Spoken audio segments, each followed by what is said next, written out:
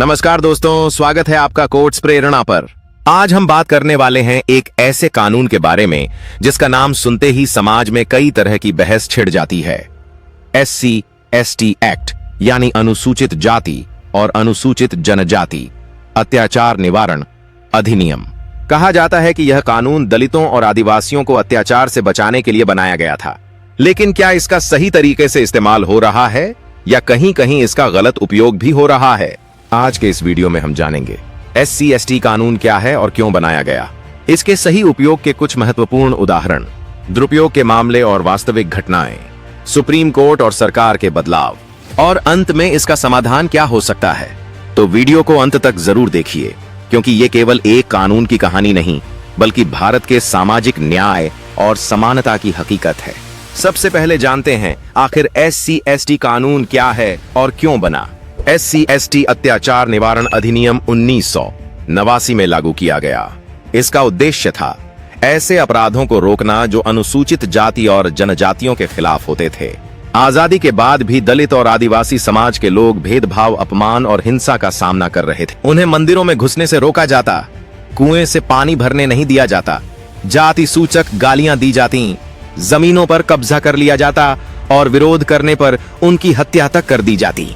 सरकार ने महसूस किया कि सामान्य IPC भारतीय दंड संहिता के तहत इन अपराधों पर कार्रवाई पर्याप्त नहीं है, क्योंकि अक्सर पुलिस और प्रशासन भी जातिगत पूर्वाग्रह के कारण निष्पक्षता से काम नहीं कर पाते थे। इसलिए 1989 में यह विशेष कानून लाया गया। इसमें कई सख्त प्रावधान रखे गए, जैसे बिना वारंट गिरफ्तारी, आरोप सिद्ध होने पर कड़ी सजा, कभी कभी उम्र कैद तक, पीड़ित को तुरंत मुआवजा, केस की सुनवाई फास्ट ट्रैक कोर्ट में। कानून का मकसद था समानता और सामाजिक न्याय सुनिश्चित करना। अब जानते हैं इस कानून का सही उपयोग। इस कानून ने कई दलित और आदिवासी परिवारों को न्याय दिलाया। उदाहरण के लिए, नंबर 1, भीमा कोरेगांव और ऊना घटना जैसी घटनाएं, जहां दलितों पर अत्याचार हुआ। इस कानून ने पीड़ितों को तुरंत कानूनी सुरक्षा और आर्थिक मदद दिलाई। नंबर 2, मजदूरों को मजदूरी न देना, खेतों से बेदखल करना, जाति सूचक गालियां देना। इन मामलों में यह कानून सबसे बड़ा हथियार बना। नंबर 3, बालिका शिक्षा और सामाजिक सुरक्षा। कानून की वजह से कई जगहों पर स्कूलों में दलित बच्चों को प्रताड़ित करने वालों पर कार्रवाई हुई। आखिर क्यों यह कानून जरूरी है? भारत में अब भी ग्रामीण इलाकों में जातिगत भेदभाव मौजूद है। कई बार दलित या आदिवासी व्यक्ति पुलिस में रिपोर्ट दर्ज कराने जाते हैं तो उनकी शिकायत भी नहीं लिखी जाती। SC/ST एक्ट के तहत FIR दर्ज करना अनिवार्य किया गया, जिससे पीड़ित को आवाज मिली। इसका एक और बड़ा फायदा, इसने लोगों को जागरूक किया। अब अगर कोई किसी को जाति सूचक गाली देता है या सार्वजनिक रूप से अपमानित करता है तो वह जानता है कि इसके गंभीर परिणाम हो सकते हैं। अब देखते हैं दुरुपयोग के मामले।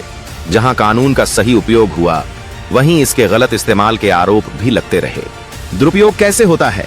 निजी रंजिश में झूठा केस लगाना, जमीन विवाद या पैसों के लेन देन को जातीय मुद्दा बनाकर पेश करना, पुलिस को दबाव में लाकर निर्दोष लोगों को गिरफ्तार करवाना। अब देखते हैं कुछ चर्चित मामले जो झूठे थे।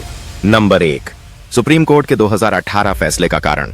उस समय कोर्ट ने कहा था कि SC/ST एक्ट के तहत बिना जांच गिरफ्तारी नहीं होनी चाहिए, क्योंकि झूठे केस भी बढ़ रहे। नंबर 2, कई राज्यों की रिपोर्ट।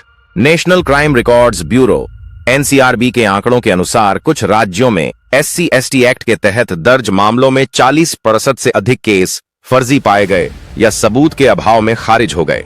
नंबर 3, सरकारी कर्मचारियों पर असर। कई बार ऑफिस के विवाद या प्रमोशन न मिलने जैसी वजहों से अधिकारियों पर SC/ST केस दर्ज करा दिए जाते हैं, जिससे उनकी छवि खराब होती है और करियर बर्बाद हो जाता है। नंबर 4, सुप्रीम कोर्ट और सरकार के बदलाव। 2018 में सुप्रीम कोर्ट ने SC/ST एक्ट पर बड़ा फैसला दिया। बिना प्राथमिक जांच के गिरफ्तारी नहीं होगी। सरकारी कर्मचारियों को गिरफ्तारी से पहले अनुमति लेनी होगी। लेकिन इस फैसले के खिलाफ देश भर में विरोध हुआ। कहा गया कि इससे दलित और आदिवासी समाज की सुरक्षा कमजोर हो जाएगी। इसके बाद सरकार ने 2018 में SC/ST संशोधन अधिनियम पास किया, जिसमें सुप्रीम कोर्ट के फैसले को पलट दिया गया। इसमें साफ किया गया, FIR दर्ज करने में कोई रुकावट नहीं होगी, आरोपी को तुरंत गिरफ्तार किया जा सकता है, केस वापस लेने या समझौता करने की प्रक्रिया सीमित कर दी गई। अब समझते हैं समाधान क्या है। कानून का मकसद सही है, दलित और आदिवासी समाज को सुरक्षा और सम्मान देना। लेकिन अगर इसका दुरुपयोग बढ़ता रहा तो समाज में जातीय तनाव भी बढ़ेगा। तो अब क्या होना चाहिए? नंबर 1, फर्जी मामलों पर सख्त कार्रवाई। अगर केस झूठा साबित हो तो झूठा आरोप लगाने वाले पर भी कानूनी कार्रवाई हो। नंबर 2, पुलिस और प्रशासन को ट्रेनिंग, ताकि वे जातीय पूर्वाग्रह से मुक्त होकर निष्पक्ष जांच कर सकें। नंबर 3, जन जागरूकता। लोगों को समझाया जाए कि यह कानून सुरक्षा के लिए है, हथियार के लिए नहीं। Number 4, fast track court. असली पीड़ित को जल्द न्याय मिले और झूठे मामलों का भी जल्दी निपटारा हो। तो हम लोग किस निष्कर्ष में पहुंचे? SC/ST कानून ने लाखों लोगों को न्याय दिलाया, उनकी आवाज को ताकत दी। यह कानून इसलिए बना क्योंकि सदियों से दलित और आदिवासी समाज को बराबरी का हक नहीं मिला था। लेकिन हर अच्छे कानून की तरह इसका भी सही और गलत दोनों तरह से इस्तेमाल हुआ।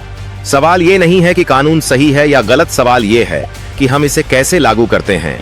अगर हम इसे न्याय के लिए इस्तेमाल करेंगे तो समाज में समानता और भाईचारा बढ़ेगा। लेकिन अगर इसे बदले की भावना से उपयोग करेंगे तो यह विभाजन और नफरत को बढ़े। इसलिए जरूरत है संतुलित दृष्टिकोण, पारदर्शी जांच और ईमानदारी से न्याय देने की। आपको ये वीडियो कैसा लगा कमेंट्स में जरूर बताएं। अगर अच्छा लगा हो तो लाइक करके चैनल सब्सक्राइब करें और बताएं अगला वीडियो किस टॉपिक में चाहिए।